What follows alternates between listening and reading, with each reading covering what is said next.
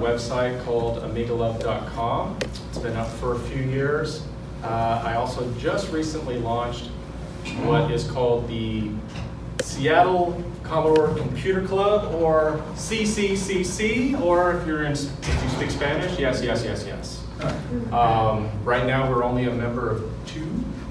We're looking for more. I know. We're looking for more. I see a few people out here. We're actually going to have our second meetup this week in the Fremont neighborhood. And we just pull out our hardware and play games and geek out on stuff like that. That's what it's like. So if you're into that kind of stuff, come talk to me after the little demo and the talk. I was going to talk about 2 topics today. And I might do a break of 5 minutes in between while I do a little bit of setup stuff. But the first talk is going to be about a hardware product from the 1990s called the Rejuvenator. And this is all about the Amiga 1000. So hands up, how many people here have an Amiga 1000? Okay, quite a few. How many people here have had an Amiga 1000? Nobody else? Okay. So this was the first Amiga that Commodore put out on the market back in 1985. And so I had a feeling there were probably going to be a few people in the audience that had never owned one, possibly never even seen one. So it's worth talking about why this machine is so special, and to keep in the back of our minds the whole way through, because I know there's a lot of Commodore 64 and 128 folk in the house, why this machine was just so shocking at the time with what it could do. So when it was released in the summer of '85, it retailed for $1,300. Those are basically like today's Apple prices, right? That's $3,000 for a machine. It was not a Commodore 64. It was not an everyman machine. It was expensive. But it had just absolutely mind-boggling audio and video capabilities that really were about 10 years ahead of its time. There wasn't a single machine and not a single computer company on the planet that could even come close with this kind of horsepower that was on the retail market. And for the first time, realistically, for consumers, it had this novel idea of multitasking, which I think a lot of people take for granted today. But since my kids are here in the front row, they'll understand this. It's basically like if you had an iPad, you would launch an app. If I want to launch another, at least the original software on iPads, if I wanted to launch another app, I would have to close that and open up another one. That's the way software used to work. This would actually allow you to launch some programs that supported it. You could slide it down or pop it into the background and actually have another full-fledged program running at the exact same time, and that just was unheard of at the time. So that was a big deal. And now from like a designery, geeky perspective, I am a designer by trade, and so I kind of focus on the aesthetics sometimes, and this was absolutely the most beautiful Amiga ever made. It has what's lovingly referred to as the garage for your keyboard to slide in and out of. It has the checkmark logo. This is the only Amiga computer that they ever had that on. It has this mouse, which they call the tank, that had a mouse connector specifically designed just for this machine. So God forbid this mouse ever break, because then you're going to have to stick one in that just comes straight out and it looks ridiculous, right? It just had all of these details. On the inside of the case, if you pop the case off, right here, this top shell, if you pop that open, and most people back then in the 80s, they didn't do this for a while, not until they felt like they needed to like expand the machine or something. But on the inside are the signatures of all the creators, just like they did for the original Mac, including, according to Dave Needle, one of the creators, one of the most important creatures, Mitchie, the dog of the founder of Amiga. That paw print is on the inside as well. She helped to tell him when he didn't know what to do when he was designing the schematics. He would look at Mitchie and say, should I do this way or that way? Rectangle or square? And she'd lean one way or the other. He's like, okay, square. So we thank Michi for her contribution to Amiga as well. So it has all of these really cool visual things, audio things, design-wise, just beautiful, beautiful machine. Now, it was released a little bit early for financial reasons, and so it has a couple things about it that were kind of sketch when it was put out to the consumer market. It came out with OS 1.1, which was really buggy, and it didn't last long. In fact, it was so buggy, back in the day, they would put their firmware on chips, right? They would put them on chips, and then put the chips inside the motherboard, so when you flipped it on, like the Commodore 64, just whoop, there it is, it was awesome. Well, this was not quite ready for market, and they knew they couldn't do that, because then they'd be requesting customers to pop those chips out and put new chips in later. Well, that's not a very feasible strategy. So what's called the Kickstart, when you first launch the machine, they put it on a floppy disk. So 1.0 was on a floppy, and that was a strategic choice, and actually it was a really good decision by them, because soon thereafter, 1.1 was released, then 1.2, and then ultimately, what is considered the definitive version for that Kickstart software, 1.3 came out. And that's the one that most folks these days will want to use if they're using the really old, which I do, the really old Kickstarts. It also had 256 kilobytes of RAM. Now that sounds like a lot if you had a Commodore 64, like 256. But it wasn't enough to actually multitask. Once it loads the Kickstart into memory, there's barely enough for it to just do what it needs to do. And so soon thereafter, soon after they released this machine, in some markets they actually had an expansion 256 additional RAM that went into the front panel right here. But you could also buy that off the shelf in any of these Amiga stores at the time. And so then you had half a meg right there, which was enough to do most of everything that you would need to do for that time frame. It also did not have an internal hard drive controller. So everything was floppy based at that point, unless, and I brought some stuff in here as a demonstration, you started to buy peripherals that you would pop onto the side of it. It has an expansion port, and you can start to create this kind of crazy Tetris game of expandable units, of RAM, hard drive controllers, all kinds of stuff, clocks. Yeah, so the Kickstart ROM, right? It's kind of funny, but with the Amiga 1000, this lack of a Kickstart ROM being on a chip and being floppy based, a lot of people in today's times look at that as being a negative. That it's so slow, I have to use floppy disks, all that kind of stuff. However, it actually has the potential to be a pro in some cases, and that's basically what my second talk is going to be all about, is how you can boot this machine into all kinds of different environments off of a single floppy disk, not two. And it's actually just a lot of fun to kind of muck around with and dink with, but we'll get into that later. So I'm giving you this little history lesson as to why this first talk is about a particular product that makes the 1000 kind of amazing. In 1987, Commodore decided to discontinue the 1000. They put all of their marketing and financial efforts behind two new products, which were the Amiga 500 and the 2000. The 500 was an all-in-one, sort of like the Commodore 64. It was an all-in-one unit, and it was really geared towards the consumer market. It kind of made it a games machine, ultimately.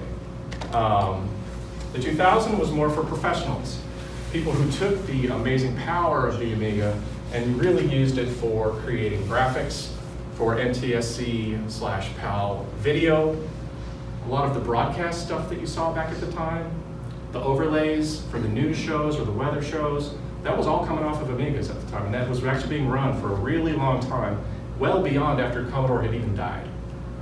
Just because it was so seamless. Then once we went to LCDs and LEDs and all this other stuff, that was kind of it. So in any case, 1987, they decided to discontinue the 1000, and that's only 2 years, and for $3,000, there were a lot of people that were not really ready to let the 1000 go. That's still true. They weren't ready to let it go, and some really smart engineers started to come up with plans for how could I extend the 1000 to still be a viable product along with the 500 and the 2000 and whatever else it is that they decide to make at Commodore. And they started to put their heads together. There was one guy in Australia who, his name is Andrew Wilson. He created, and I'm not going to spend a lot of time on this today, but he created what is called the Phoenix. The Phoenix was a complete motherboard replacement where you pull all of your chips, well not all of them, but a lot of them. You pull a lot of your original chips out, a couple of them you upgrade from Commodore, you pop them in this new motherboard, and all of a sudden this thing can do anything and everything that all the other Amigas can do. They're extremely rare, so count yourself lucky to be in the presence of one. To my knowledge, there's about 200 of these ever made, and you only got the motherboard. Some people would buy them with a hard drive, because this actually can support an internal hard drive as well.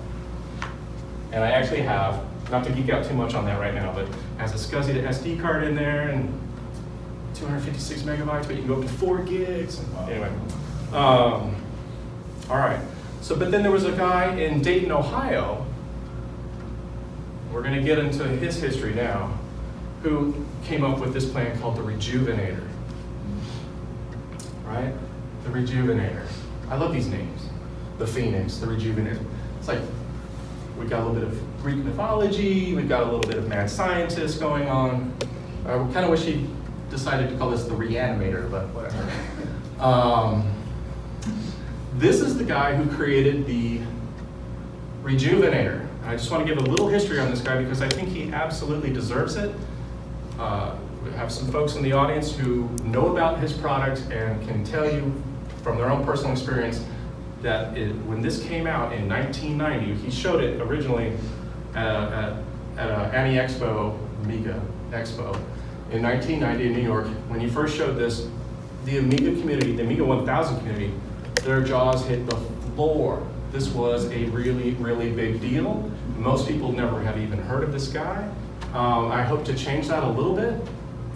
In any case, he made this thing totally relevant, this machine totally relevant. Now, this is what an Amiga looks like. An Amiga 1000, she has on no clothes. All right. And this thing on top is called the daughter board. And it's a little hard to see from where you're sitting, but there are all these tiny little golden pins.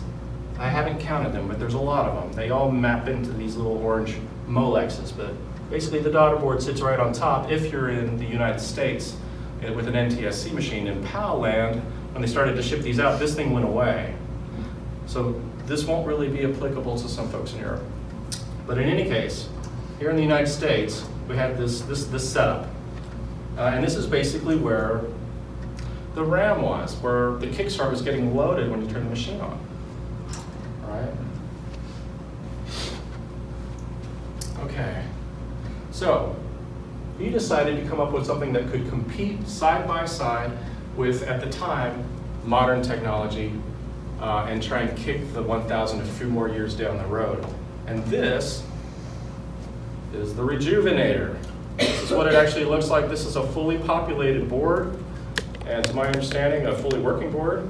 I've not actually seated mine in here properly yet. It's actually really hard, and I'll get into that in a little bit, but basically what happens is you take some of the chips from yours, and then you move them up here, all right? I have this backwards. You move them up here, and then you get what's called, bless her heart, there was all of the chips in the Amiga were named after women in the office. There's an Agnes, there's a Denise, there's a Paula. Well, Agnes was probably the most important, one of the most important chips on the board. And in the original Amiga 1000, the stock one, right, she was really skinny. She was this thin little thing. As time went on and the Amiga could support more RAM, could support more graphical power, Agnes got bigger, and they started to refer to her as Fat Agnes, and then eventually obese, as she could get bigger and bigger. And it really won't fit. You can't just take an Agnes and stick her in there. You actually have to have completely separate piece of hardware. And these would have come out of, at the time, Amiga 2000s or 500s, but you could have actually bought them from an Amiga dealer, right? You're not having to strip them out of other machines. And then you do a couple of clips down below, and you've got Kickstart ROM now. You don't need the floppy disk to start up your machine. You flick it on, and if there's no hard drive, it's just going to go straight to a workbench request, which is the way the Amiga works. And I'll show that in a little bit. So you only need one disk instead of two. It also has, or had, mine's been removed because they have batteries that leak over time. But they also had a real-time clock, right here. Mine's been popped out of there because the guy that I got it from in Canada, he got it from an old Commodore developer from back in the day, and the battery was actually starting to eat up the motherboard, so he snipped it out of there, and I'm fine with that. Oh, that's awesome. So there's the Guru meditation. Yeah, so this is because of this little RAM guy that I have stuck in here. We'll mess with that later. There's a good friend of mine who actually calls himself the Guru meditation, which is kind of hilarious. Yeah, so these boards were made, and they're somewhere in the ballpark of 500 of those that were ever made. Potentially, give or take 100. It's probably more on the positive side. There are no records from that era. And I have talked to these folks. They still, well, so we'll get into that here in just a second, but they're extremely hard to find. They're about as hard to find as the Phoenix.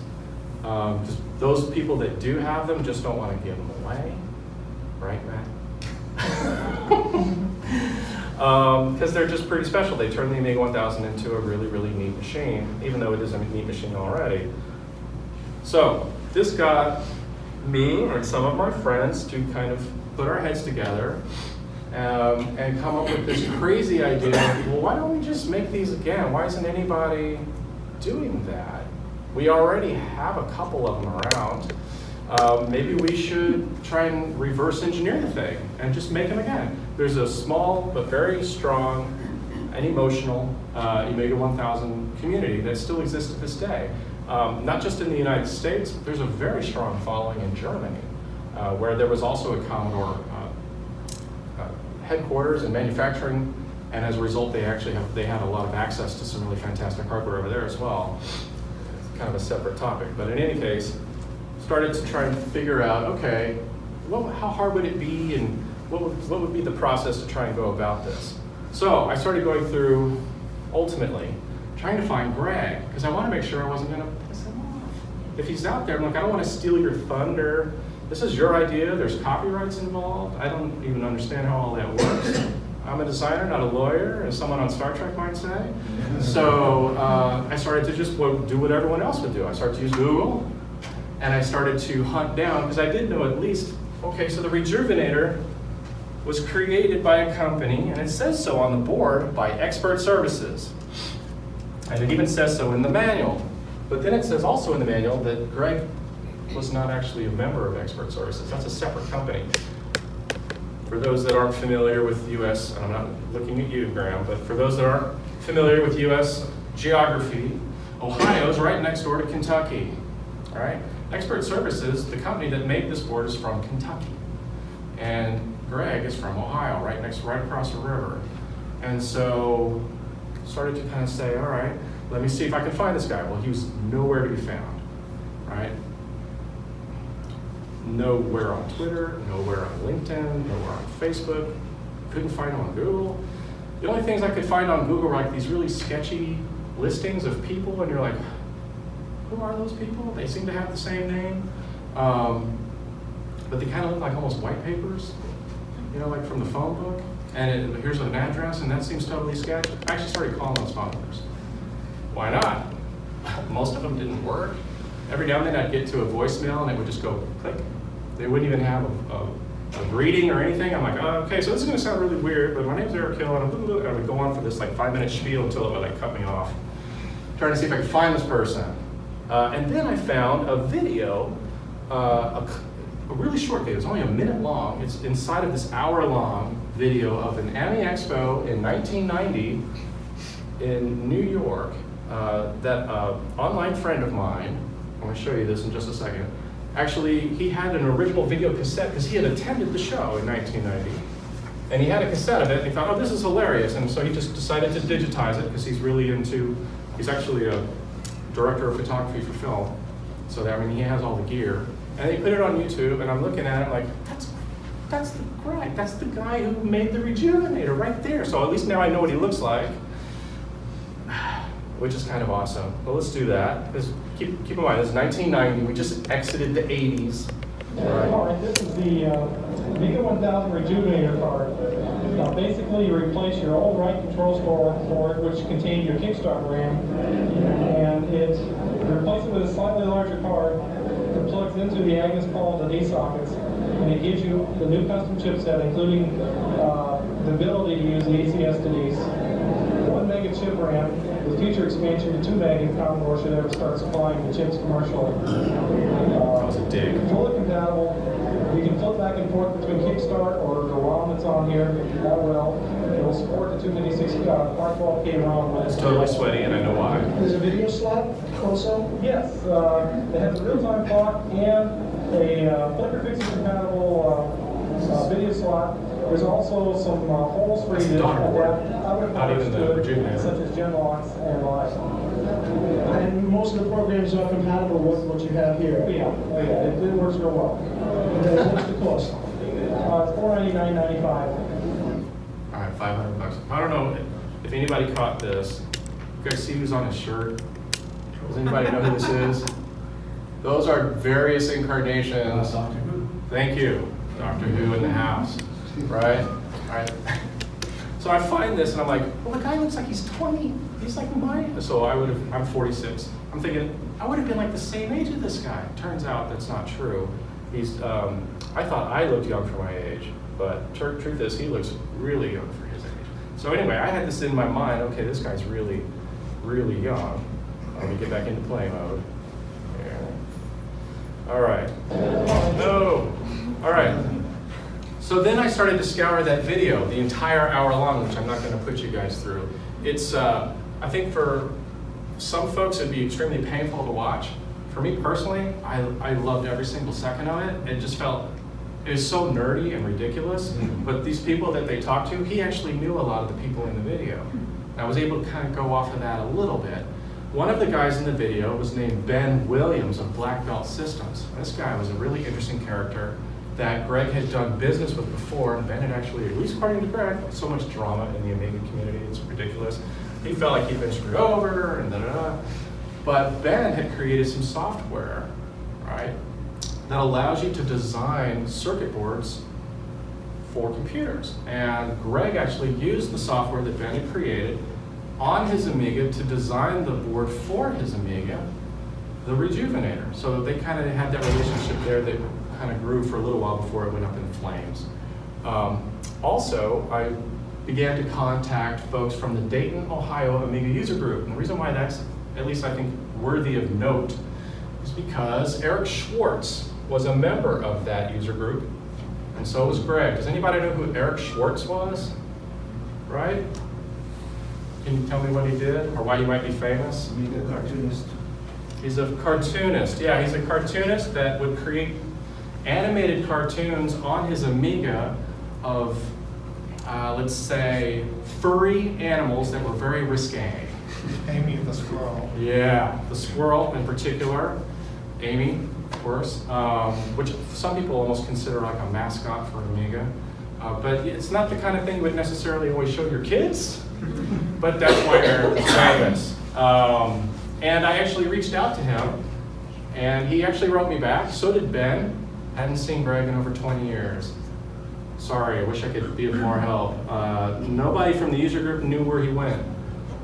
And I can explain why in just a little while. But he basically went dark in the Amiga community after about 1992. So I was starting to run out of ideas. I had gone to the Kentucky record-keeping agencies, the Ohio record-keeping agencies. I actually did find expert services that way and some of their contact information.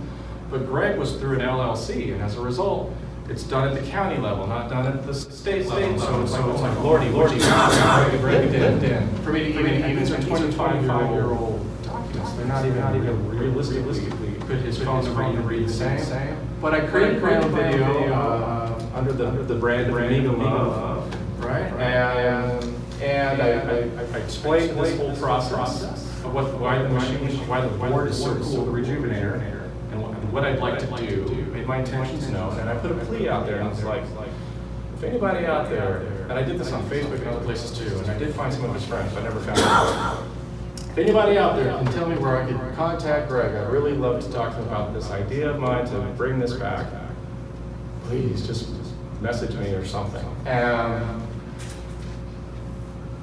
this guy from Denmark commented on YouTube, and he said, I just used his name and Dayton, Ohio, and a couple other keywords.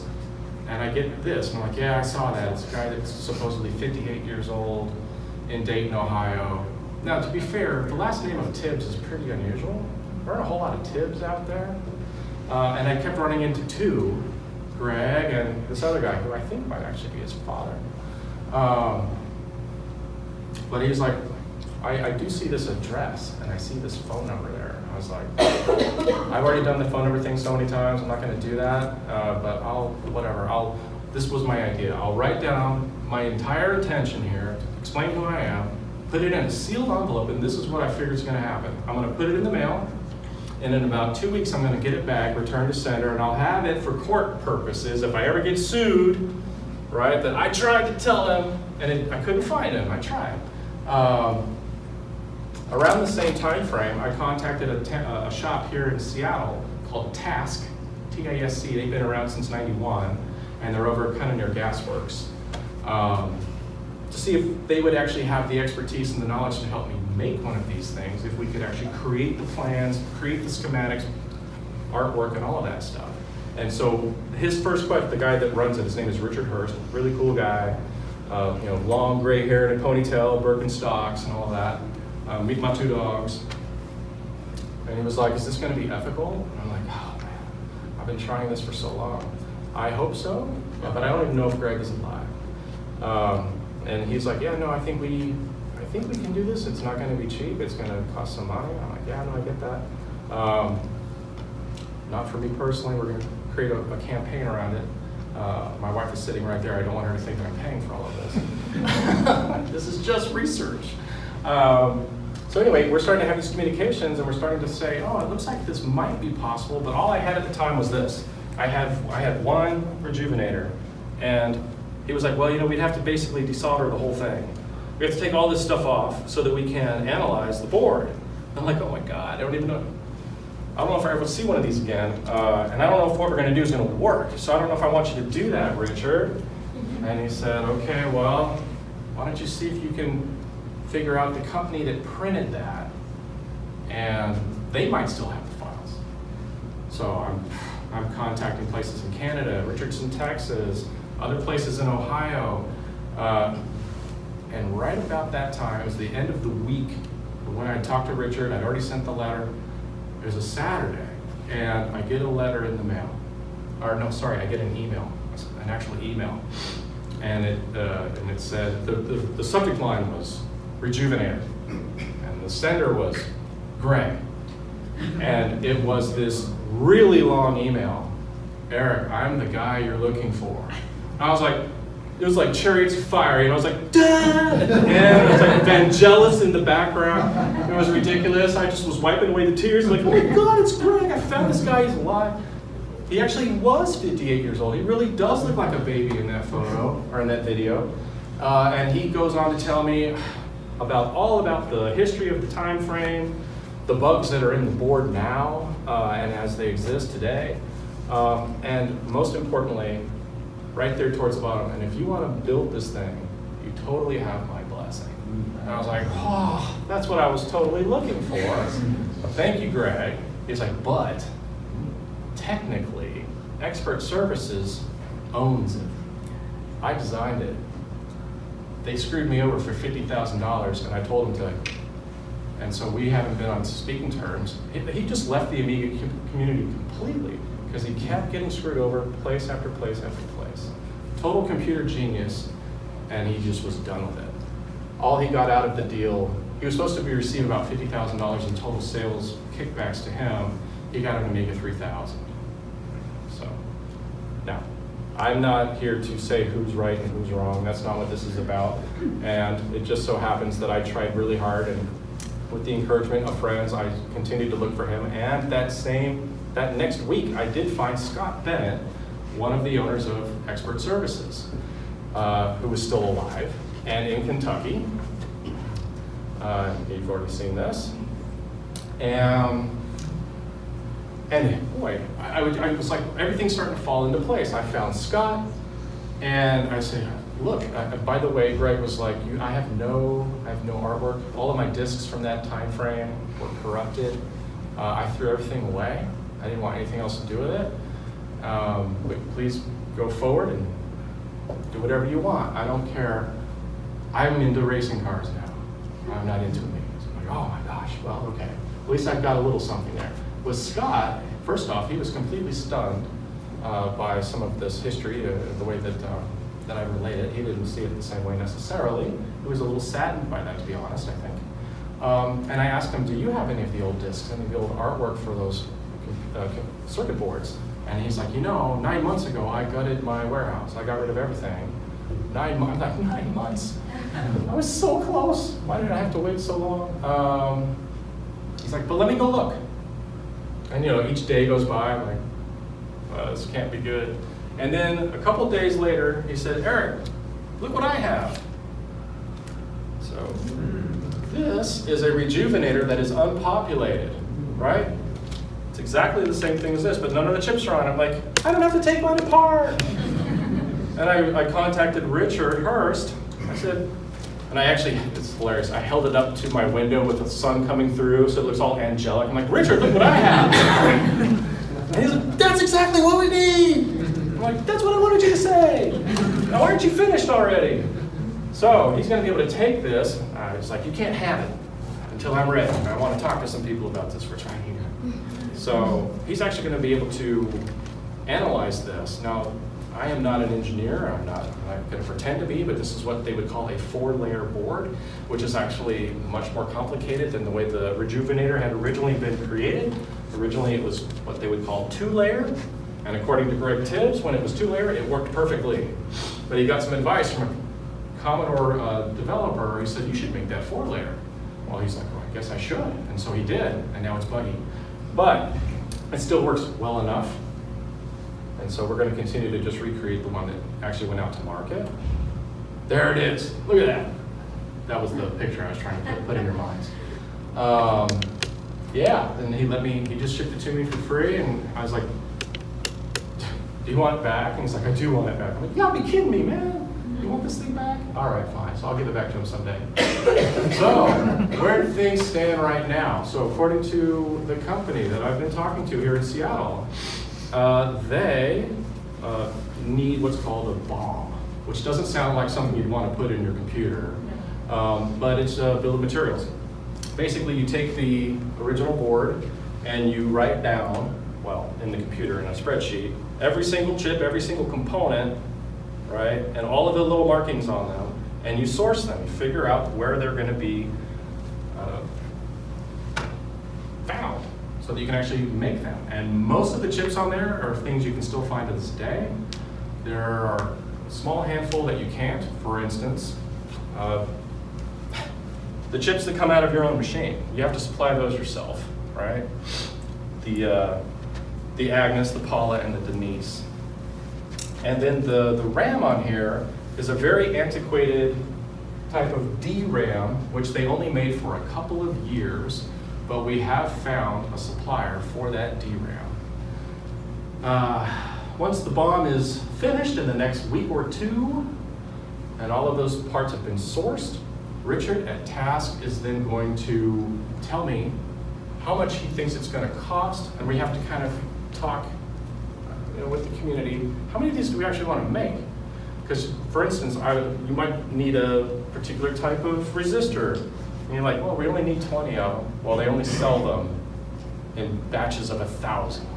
So you got to take all 1,000, even though you don't need but 20, pull out the 20 that you need, and you have to take that cost and spread it across the whole product, right? Things like that. That's an exaggeration, but that's kind of how it works.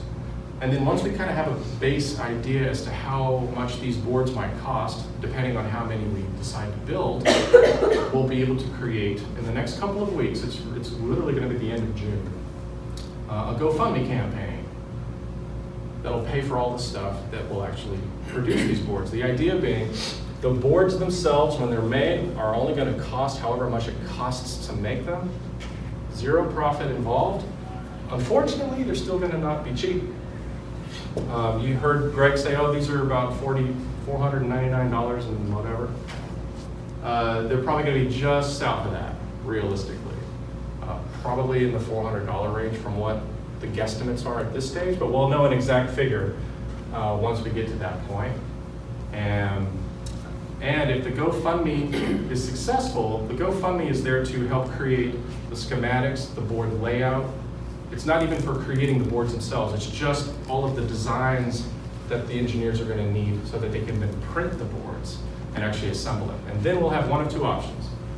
It'll either be, in order to lower cost, depending on what that final price is, you can buy it as a kit if you're really industrious and just do it yourself. Here's all the stuff. You'll just get a bag of goodies and you get a multi-weekend project of soldering and hope you don't screw it up. That's where I would be. I'm like, I know I totally screwed this up. I'm not an expert solderer. Or Task will build them for us and obviously just add the labor for that. So somewhere in that ballpark. And that's it. That's the Rejuvenator. Yes? So, question. So the original Rejuvenator used an H372B Agnes chip. Those are very difficult to find these days. The Amiga 600 Agnes chip, I think H375R1 or 2, are much easier to find. They do have a slightly different pin out. Right. Any idea of moving over to that? It would also require, for the Genlock compatibility, would need to have an external clock. Yes, that's a great question. The question is compatibility with the various Agnes chips, the one that came with it, that it was originally designed for, or some others that are easier to acquire. Really good point. For version 1, the idea is to just recreate what we have and see if we can make it work at all, right? Can we actually even do that? And build the 20 or 30 boards. I'm not thinking we're going to make hundreds. It's probably in that range, 20 to 30.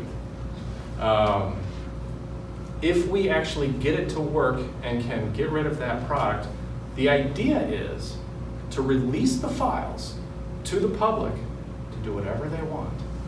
If you want to put in an A600 Agnes in there, if you have that talent and the skill, why not? Do whatever you, and let the community continue to build upon this product further in an open source way and make it more and more robust. And then people can basically build whichever ones they want. That's what I would like to do. I don't want to own this beyond this first rev.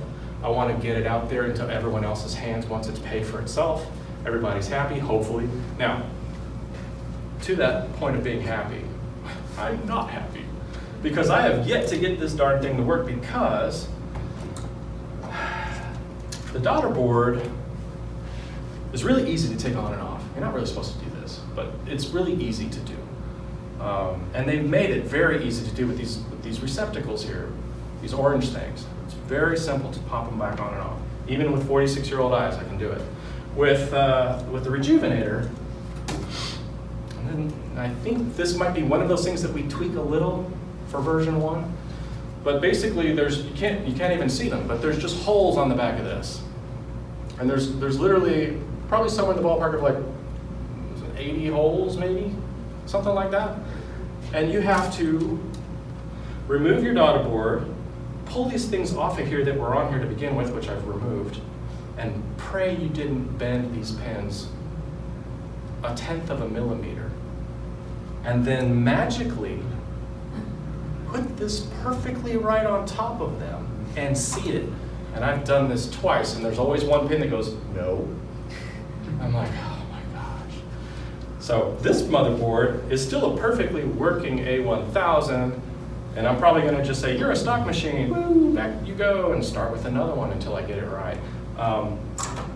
Matt Martin here in the audience, who's actually become a fairly skilled tinkerer of retro hardware and 3D printer of goodies, is probably gonna create some little guides, really small little guides that some of these Rejuvenators came with back in the day, so that the pins wouldn't move before you pressed it down, and it was a perfect fit.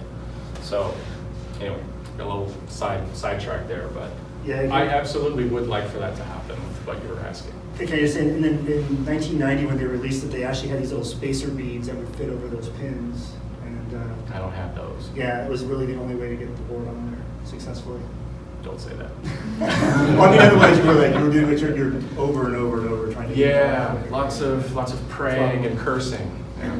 Actually, I do have one more suggestion regarding that.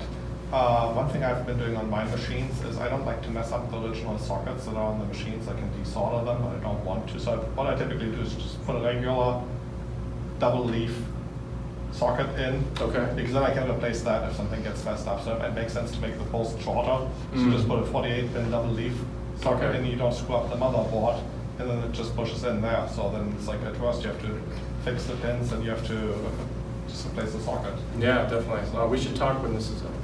I would like that. Okay, well, cool. Well, that was basically it for my first talk about the Rejuvenator. I'm happy to talk to anybody else about that after this is over. I was going to do a second talk today, which will not take too long. I just need about 5 minutes to set up a couple of things. And basically the idea of the second talk is how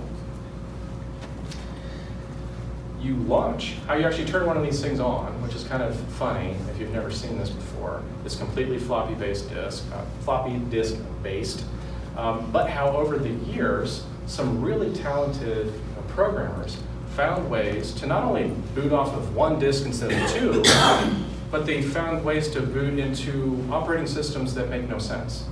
And turn the Amiga 1000, which was made for 1.3 and can be expanded into something that can literally run off of a floppy disk, not hardware, any kind of operating system Amiga ever created.